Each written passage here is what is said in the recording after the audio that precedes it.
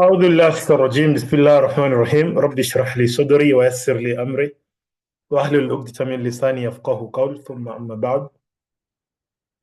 So in our lesson today we shall be talking in detail about research methodology. Like, this is one of the most important areas in project writing because you'll be expected to write a project report or you'll be expected to write your thesis.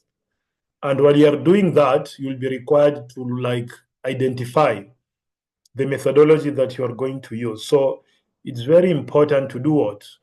To have more details about what research methodology is, the types of the research methodology, and generally what is inclusive of the research methodology. Now, these are the lesson's objectives for our lesson today. That is, by the end of the lesson, the learner should be able to, number one, define research methodology. That is, explain the concept of research methodology and its role in guiding the systematic process of conducting research.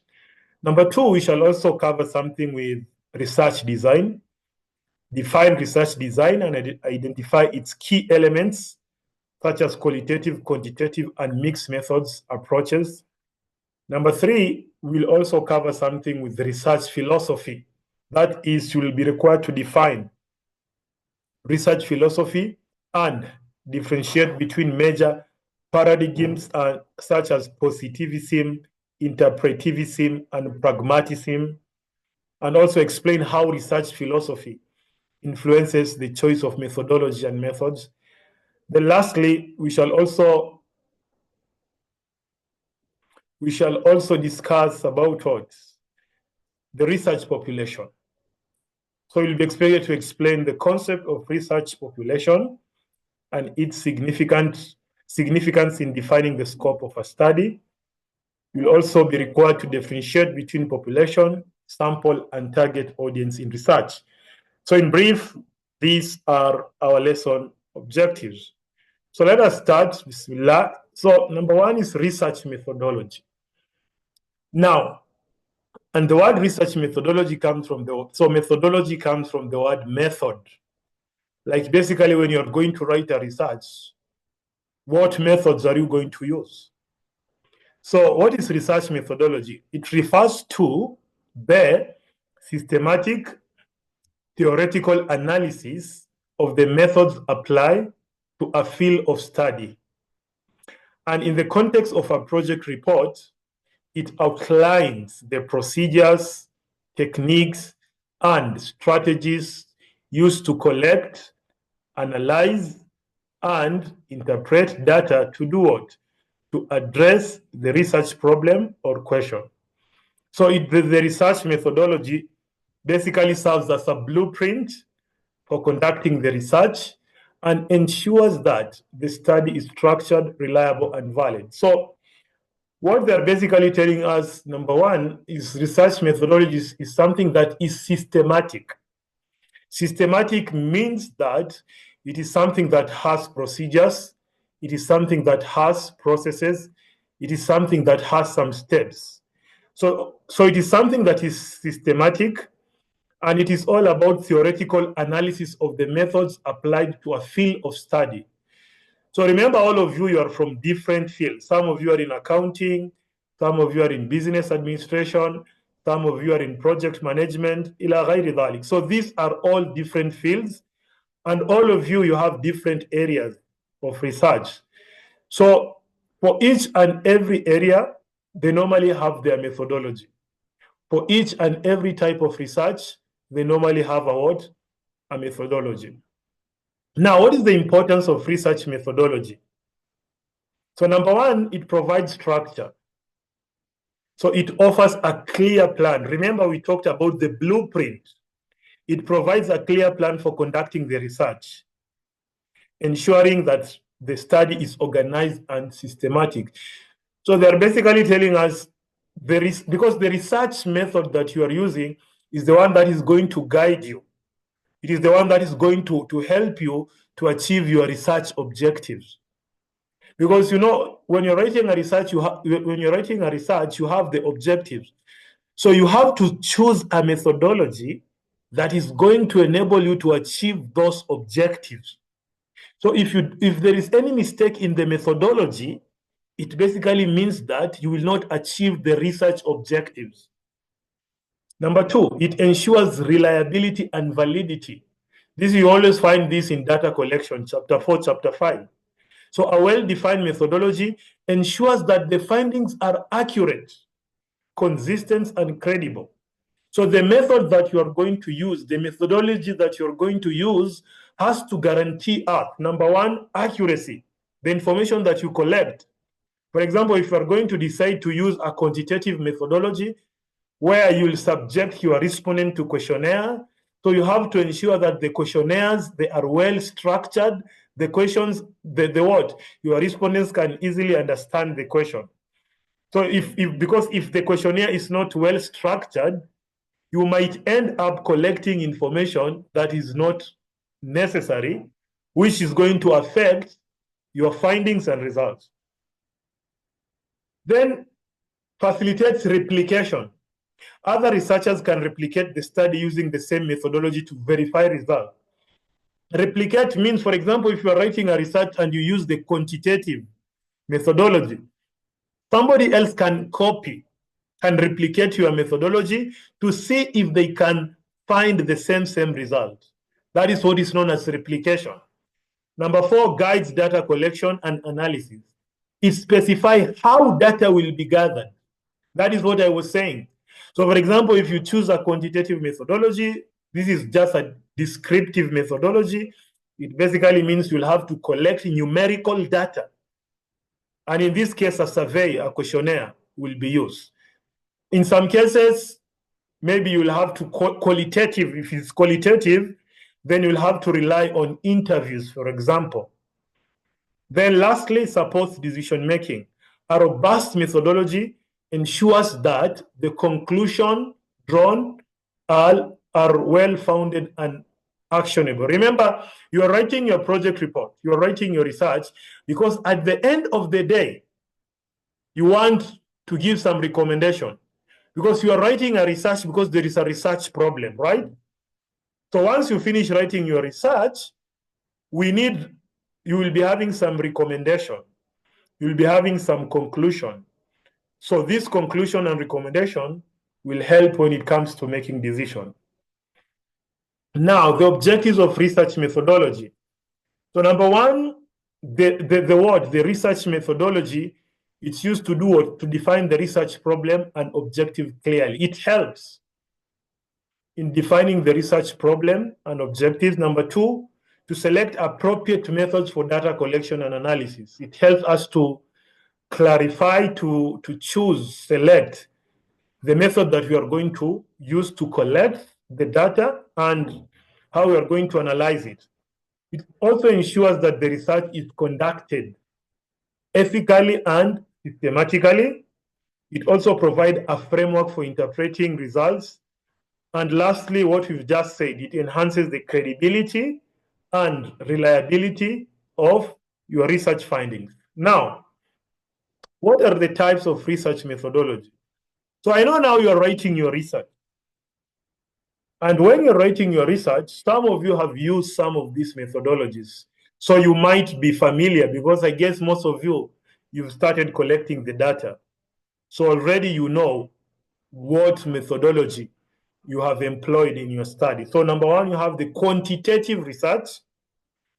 Now this focuses on numerical data, numbers, and statistical analysis. Statistical analysis, we are talking about the regression, we are talking about the correlation, we are talking about the standard deviation, we are talking about the mean, mode, ila ghayri dhalik. So for example, here you have some surveys. If your research is quantitative, this is how you are going to collect data. Surveys, you're going to have experiments, and sometimes there is what is known as statistical modeling. You can model. You can have a statistical model that will help you analyze your problem. Number two, we have qualitative research. This focuses on non-numerical data. It's the opposite of quantitative. such as opinions, behaviors, and experiences. So in this case, this is where you find that you don't use a questionnaire. You just interview your respondents to get their feelings, to see their emotions, to see to clarify their experiences. So you have the interviews, focus group, case studies. Then sometimes we can have mixed methods research. And mixed methods research sometimes in PhD. Most students normally use it in PhD, but sometimes there are some students that use it in their master's. So this is a mushakal. Like you have both the quantitative and qualitative approach. So you'll find that when it comes to chapter 4 and 5, you will have your data collecting instrument, the questionnaire. Then you'll also have some structured question to ask for the interview. So here you'll be doing two analyses, the qualitative analysis and the quantitative analysis. So this one combines both the quantitative and qualitative. Then we have the descriptive research. The descriptive, it aims to describe characteristics of a phenomena. It helps us to describe the characteristics of a problem. And for example, observational studies. So for example, descriptive research, you want to observe the behavior of students, for example, in a class over a period of time. So it basically means you'll be going every day or weekly. You go inside the class, you observe their behaviors, and you record. Then you visit the class another time. So that is all about the descriptive. You have the exploratory research. This one is conducted to explore a new or unclear problem. Sometimes maybe what your research area, not many people have written about your research. Or if they have written about your research, something is not clear. So here, you use the word, there is what is known as the literature review or the pilot studies, So for example, exploring the potential for Islamic microfinance in underdeserved communities. So it's basically you are trying to explore something new, or you are trying to explore something that was existing and it's not clear. And you always rely on reviewing the literature. So you have to review what other researchers have said. Then it's only after that you can identify the gaps. Then your research can help you to do what? To fill the gaps. Experimental research is the next one. This involves manipulating variables to determine cause and effect relationship. For example, testing the impact of Sharia-compliant financial literacy program on customer adoption rates. So, as you know, when you're writing your research, you normally have your IV, the independent variable, and the dependent variable. So you manipulate either of them.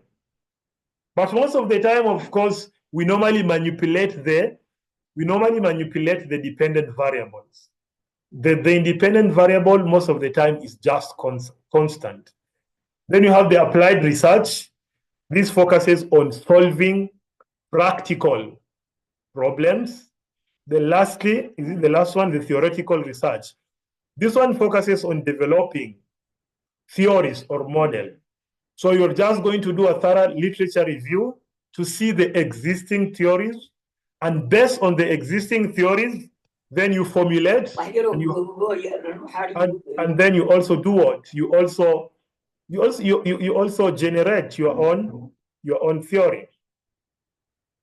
Now, number two, we have we are through with that. So number two, we have what is known as definition of research design.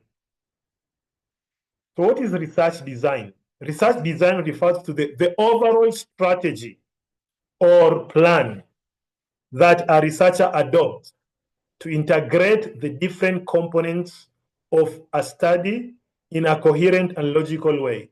It serves as a framework for collecting, measuring, and analyzing data to address the research problem or question.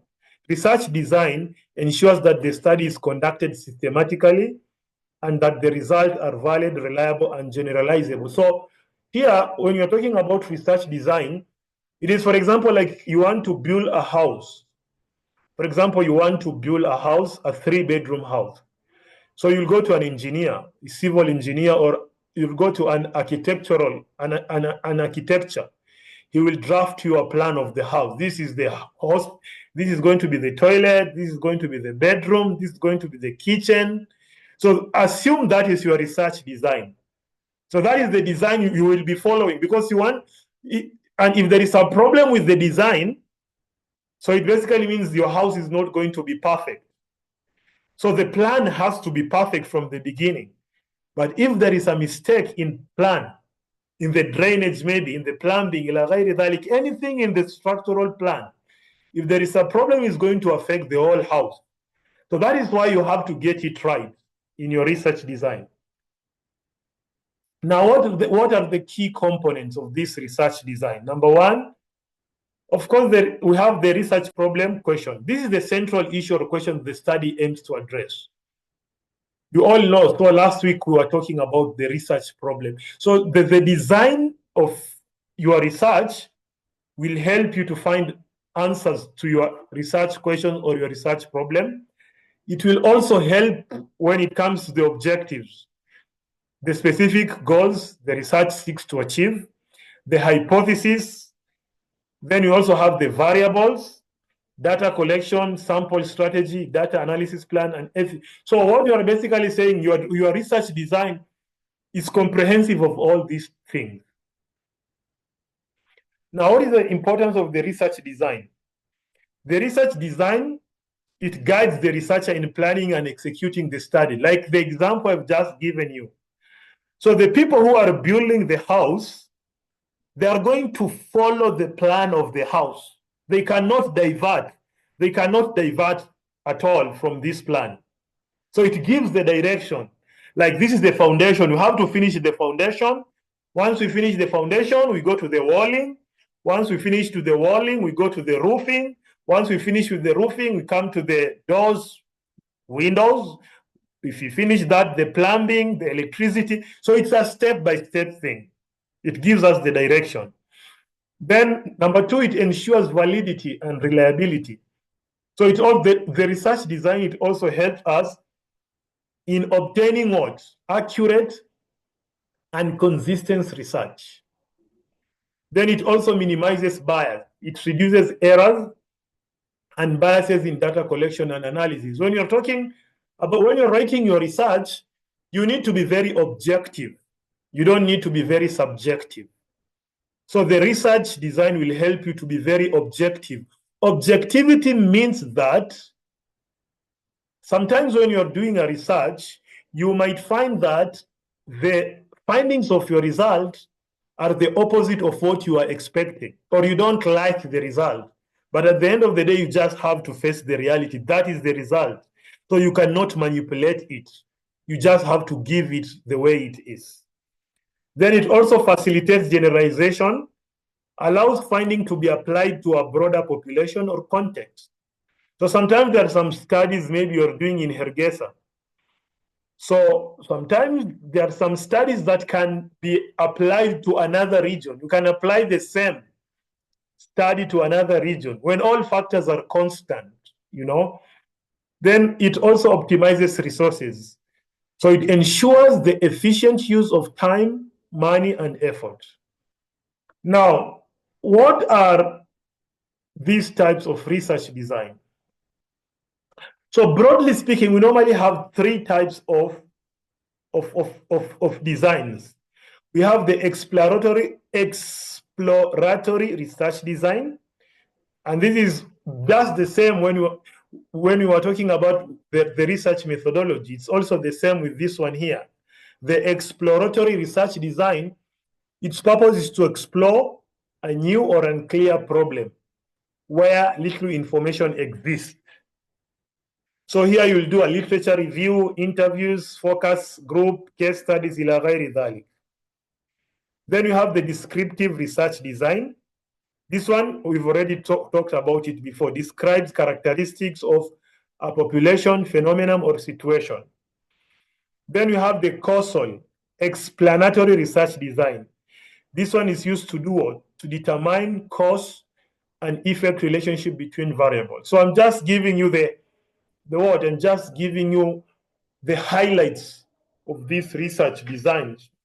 But during your free time, you can go and research more. You can go to YouTube, you can go to Google, research more about, and there are some books that I sent in your group. So you have to research more, look at the examples. It's only through that you understand it thoroughly.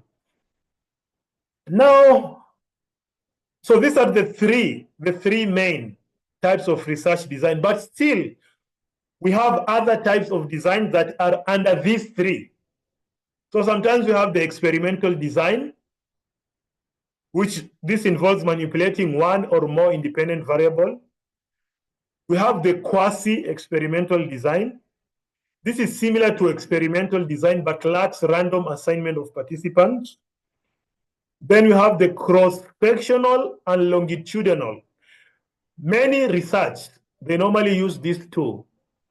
So we normally have cross-sectional design. Data is collected from a population at a single point in time. And most of the students, for example, you're writing your thesis, most of your design are cross-sectional. So cross-sectional means, for example, you will be collecting your data between maybe February to March, full stop. That is the duration, cross-sectional. So you will be data is collected from a population at a single point in time. But longitudinal data is collected from the same population over an extended period. For example, if you are collecting data from what your population is in Hergesa, so it basically means in January you go and collect information. After 3 months, you come back to Hergesa, you collect information. After another 3 months, you come, you collect. After another 3 months, so it is an overextended period of time. But in cross-sectional, you just take the information from your population in Hergesa only one time. You give the questionnaires 1, 2, 3, they take the questionnaires, they answer, masalam. You don't come back to them again. But in longitudinal, you give them, maybe if the questionnaire or the interview, you ask them this time. After 3 months, again, you will come back to them. Another time, you will also come back to them. And most of the time, we normally use the longitudinal design in qualitative research, when you are studying the behavior, of our respondents. So, for example, you are studying their behavior when during the summer, how do they behave? During the winter, we also come again. We give them the interviews or the questionnaires. Different seasons, we ask different. The same population, but different time. But cross-sectional, it is only one time. Masalam. Then we have a case study design. This is in-depth analysis of a single case or a small number of cases. So you can have like a case study, for example, in a town, in a hospital, Comparative design compares two or more groups of phenomena to identify similarities and differences. So here, maybe you have a control group and you have the experimental group. So you compare and contrast. Then you have action research design. This focuses on solving what? On solving practical problems while contributing to theoretical knowledge. Now, and these are the steps in developing a research design. So you define your research problem, number one. After that, you review the literature. After that, you formulate your hypothesis. Then you choose the research design. You determine data collection method, select sampling strategy, plan data analysis, address ethical issues. So this is what you've been doing in your thesis. Because doing in your, number one, you had to define what is your problem. You know, for example, the problem is about leadership in a company. So you want to study about the effect of leadership style, for example, in a hospital. Review the literature. What previously have people said about the issue of leadership style? You know, Then after that, you develop some predictions, some hypotheses, ila ghairi dhalik. Okay? Then you do what? You choose the research design. Then after that, you determine your data collection methods, select sampling strategy, plan data analysis, then lastly address ethical issues. So now these are examples of research design statement. So you will read it during your free time. So we have the exploratory research design. So this is how they normally formulate. This research aims to explore. If it is explore, it means it is exploratory research design. Now, if it is descriptive, you'll always find in your research, the study focuses on describing. So it means you are going to use a descriptive design or a descriptive methodology. Now, experimental, this research investigates. So if you, the moment you see investigate, you know, wow, we're going to do some experiments.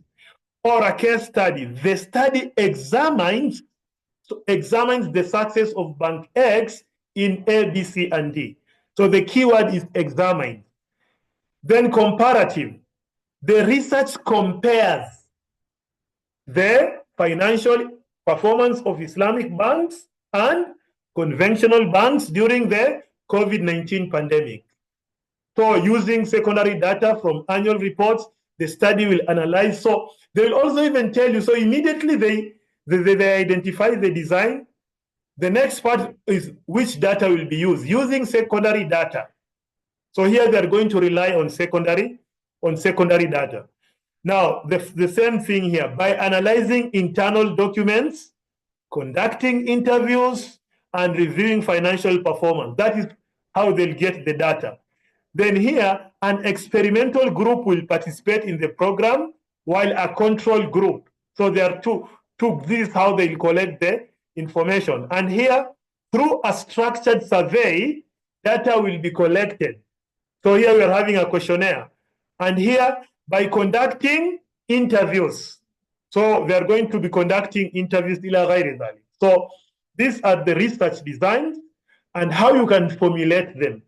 And so you've already written your research, so I know you exactly know which research design did you use.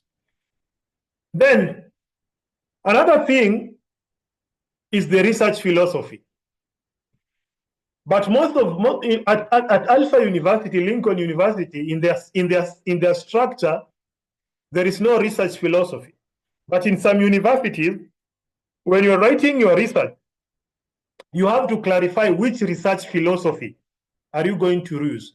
But most of the time when you're doing your PhD, that is where they will focus more. You have to tell us which philosophy are you going to employ in your study. So you cannot find any PhD research without what? Without a philosophy. And even in some universities, when you're doing your master's research, you need to do what? You need to tell us your research philosophy. So what is that? The research philosophy.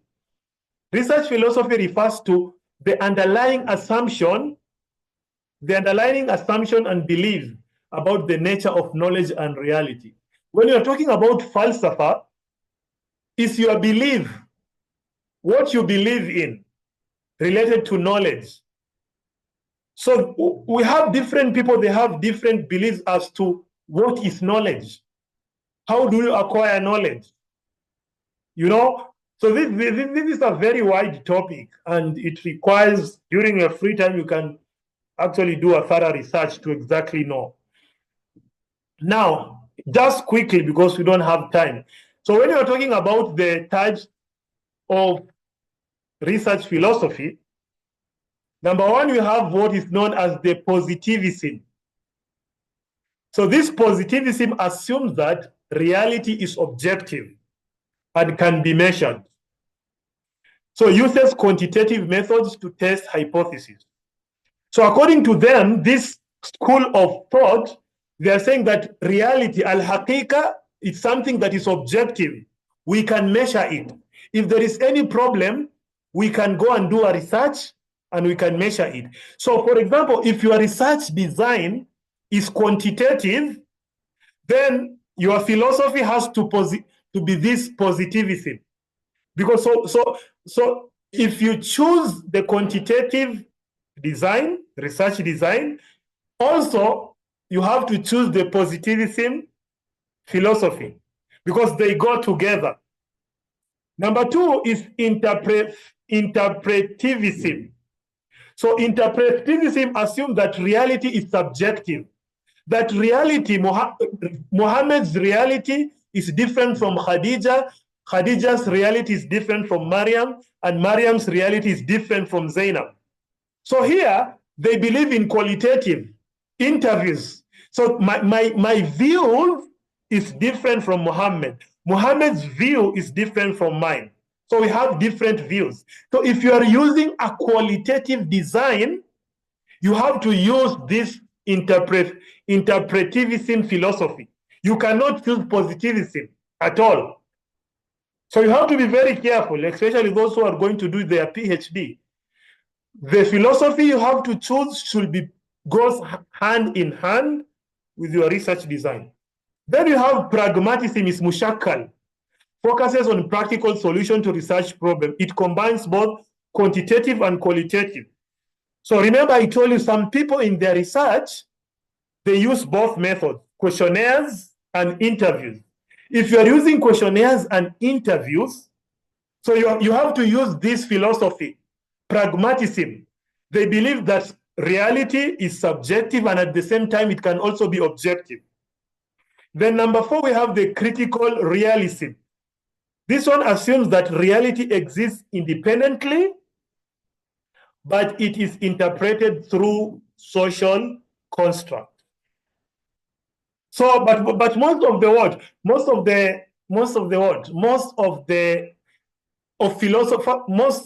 the studies you'll find these three. So we have positivism, quantitative, interpretivism, qualitative, and pragmatism is quantitative and qualitative. Go to any PhD research, you'll find them doing what? Relying on one of these philosophies.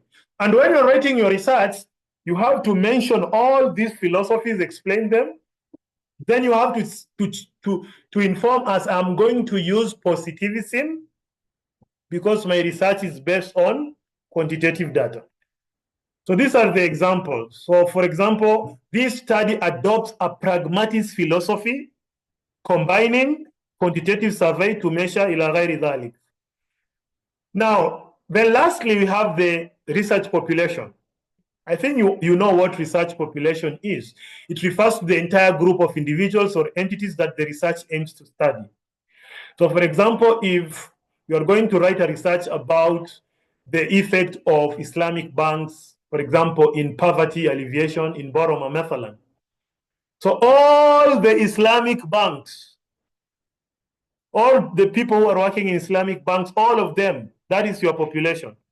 Now the sample you take it from your population. You don't have the money, you don't have the capacity, you don't have the resources to carry the research to cover all the banks. You don't have. Unless if you have the resources, you can give questionnaires to all the population, but it's very difficult. So in this case, you have to take a sample. And there are different sampling methods. We have the probability sampling and we have the non-probability sampling. So the probability sampling is every member of the population has an equal chance of being selected. So for example, if my research is in Mogadishu, everybody in Mogadishu has a chance. Like anybody can participate. I can give this one a questionnaire. I also give another one a questionnaire. So everybody has the equal chance. But in non-probability, it basically means we don't have equal chance.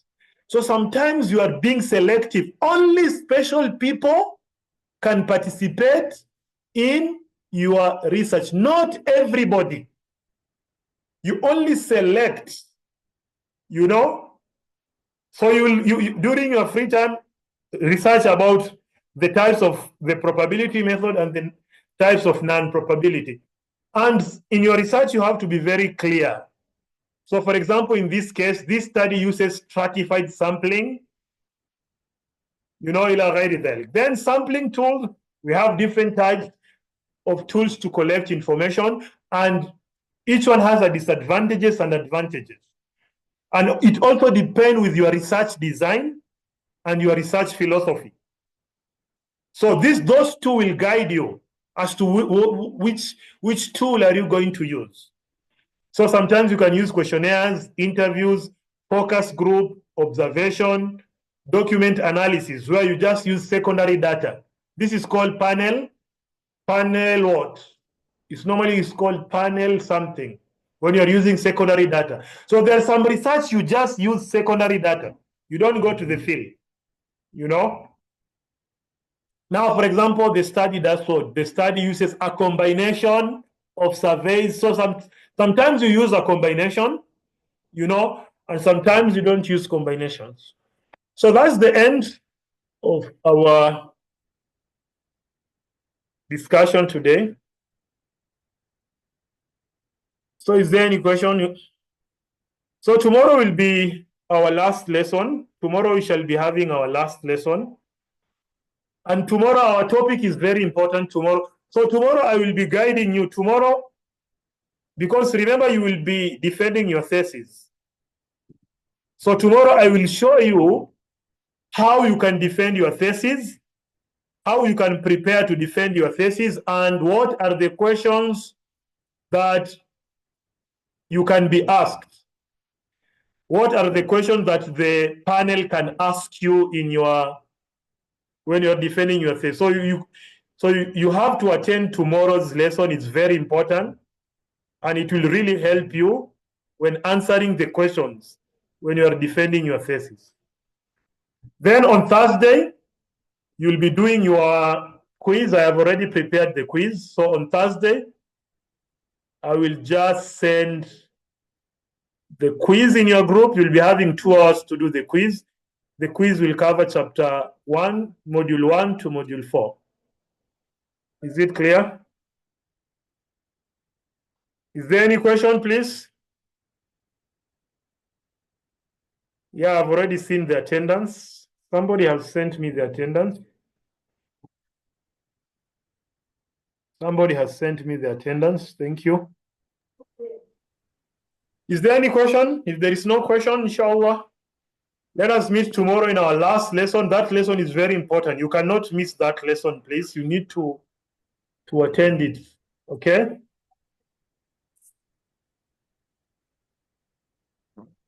Okay, thank you. Assalam. We'll meet tomorrow.